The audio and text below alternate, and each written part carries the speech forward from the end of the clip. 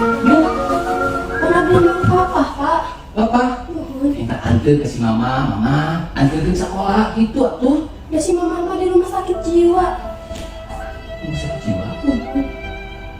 Antar minta antar ke si bapak. Si Bapak di penjara. Baik sih sabar. Izin kalau kita teh, ya. Nah, sekali lagi.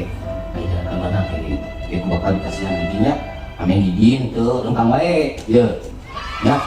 Oke, si betah lagi gini kan bisa balik naik ojek, ini sekolah naik ojek, ya. Terus si mama gering naon di rumah sakit jiwa. Tegaring, Pak. Terus naon di rumah sakit jiwa. Jadi dokter. Si bapak itu jarak di sini lah. Tahu? Coba tahu. 5 tahun. Kasus yang ini. Kalau kasus, Ya kasus. Itu penjara. polisi. Polisi.